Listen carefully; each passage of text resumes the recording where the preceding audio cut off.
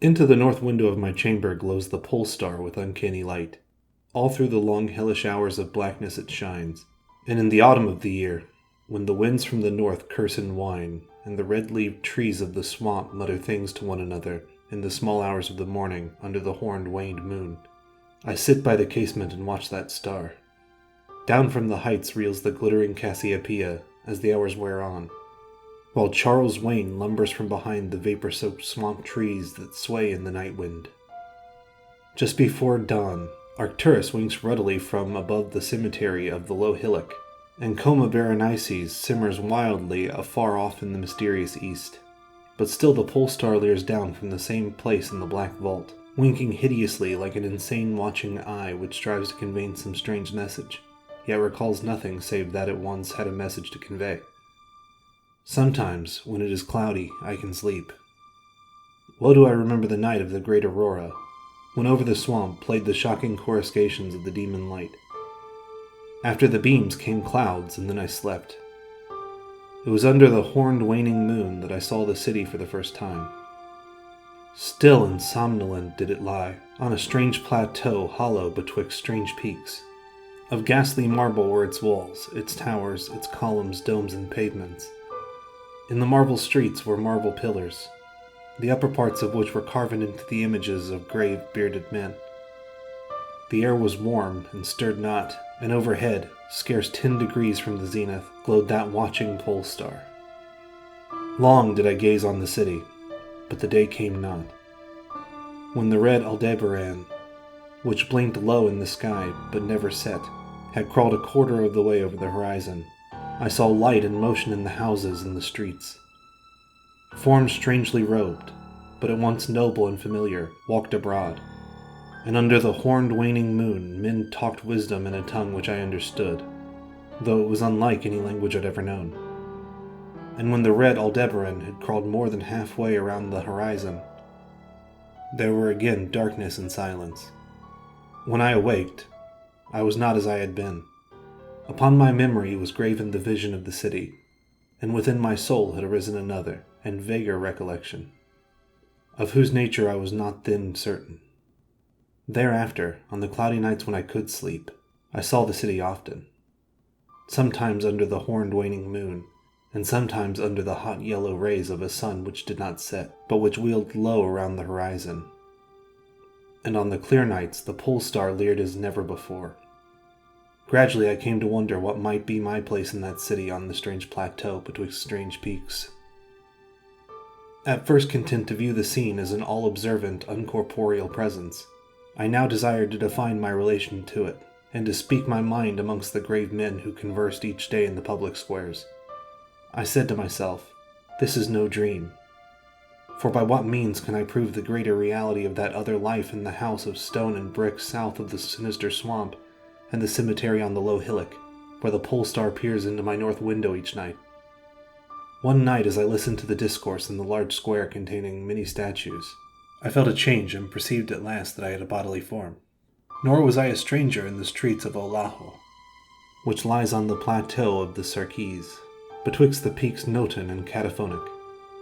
It was my friend Alos who spoke, and his speech was one that pleased my soul, for it was the speech of a true man and patriot. That night had the news come of Dicas's fall, and of the advance of the Inutos, squat, hellish, yellow fiends, who 5 years ago had appeared out of the unknown west to ravage the confines of our kingdom, and finally to besiege our towns. Having taken the fortified places at the foot of the mountains, their way now laid open to the plateau, unless every citizen could resist with the strength of 10 men. For the squat creatures were mighty in the arts of war, and knew not the scruples of honor which held back our tall gray-eyed men of Lomar from ruthless conquest. Alos, my friend, was commander of all the forces on the plateau, and in him lay the last hope of our country. On this occasion he spoke of the perils to be faced, and exhorted the men of Olajo, bravest of the Lomarians, to sustain the traditions of their ancestors, who, when forced to move southward from Zabna before the advance of the great ice sheet, even as our descendants must someday flee from the land of Lomar, valiantly and victoriously swept aside the hairy, long-armed cannibal Nafkiks that stood in our way. To me, Alos denied a warrior's part, for I was feeble and given to strange faintings when subjected to stress and hardships.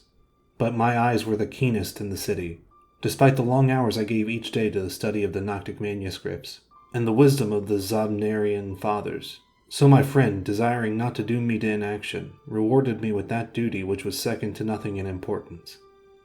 To the watchtower of Thapnan he sent me, there to serve as the eye of our army, should the Inudos attempt to gain the citadel by the narrow pass behind the peak Nantan, and thereby surprise the garrison. I was to give the signal of fire, which would warn the waiting soldiers and save the town from immediate disaster. Alone I mounted the tower, for every man of stout body was needed in the passes below. My brain was sore, dazed with excitement and fatigue, for I had not slept in many days. Yet this was my firm purpose, for I loved my native land of Lomar, and the marble city of Olaho that lies betwixt the peaks Nantan and Kadath. But as I stood in the tower's topmost chamber, I beheld the horned waning mood, red and sinister, quivering through the vapors that hovered over the distant valley of Banoff.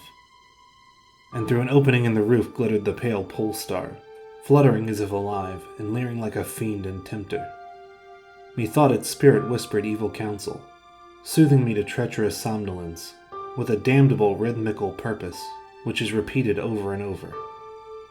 Slumber watcher through the spheres, 26,000 years, have revolved and I return, to the spot where now I burn.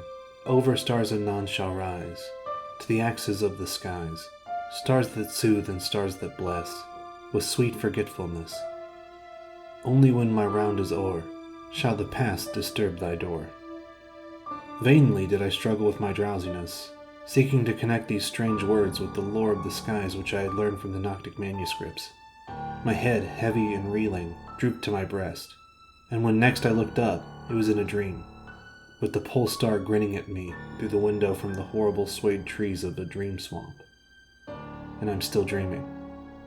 In my shame and despair, I sometimes scream frantically, begging the dream creatures around me to waken me ere the Inudos steal up the pass behind the peak Norton and take the citadel by surprise.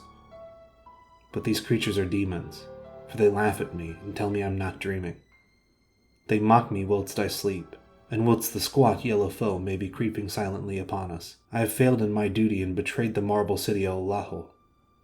I have proven false to Alos, my friend and commander. But still these shadows of my dreams deride me. They say there is no land of Lomar, save in my nocturnal imaginings. That in those realms where the pole star shines high, and red Aldebaran crawls low around the horizon, there has been naught save ice and snow for thousands of years, and never a man save squat yellow creatures, blighted by the cold, whom they call Esquimaux. And as I write in my guilty agony, frantic to save the city whose peril every moment grows, and vainly striving to shake off this unnatural dream of a house of stone and brick south of a sinister swamp in a cemetery on a low hillock, the pole star, evil and monstrous, leers down from the black vault, winking hideously like an insane watching eye which strives to convey some strange message, yet recalls nothing save that it once had a message to convey.